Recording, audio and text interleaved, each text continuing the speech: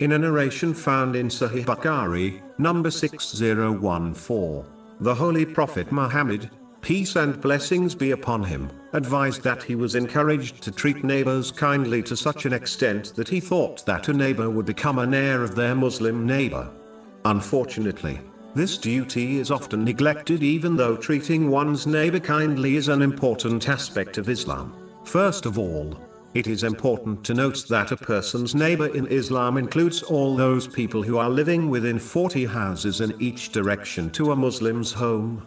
This is confirmed in Imam Bukhari's Adab al-Mufrad, number 109. The Holy Prophet Muhammad, peace and blessings be upon him, once connected belief in Allah, the Exalted, and Judgment Day to treating a neighbor kindly in a narration found in Sahih Muslim, number 174.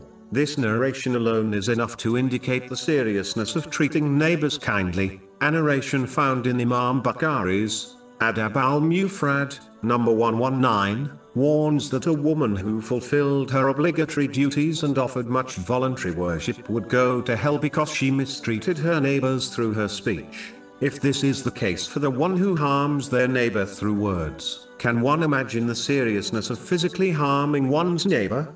A Muslim must be patient when mistreated by their neighbor. In fact, a Muslim should treat them kindly in cases like this. Repaying good with good is not difficult. A good neighbor is the one who repays harm with good. Chapter 41 Fasilat, verse 34.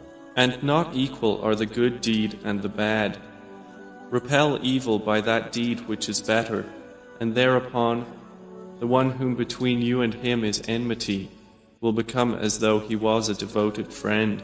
But it is important to note that one should not allow their neighbors or others to cross the limits, and they should defend themselves when it is appropriate. Overlooking and pardoning applies in minor situations which will not negatively affect them in the future, nor will it resurface between the people involved.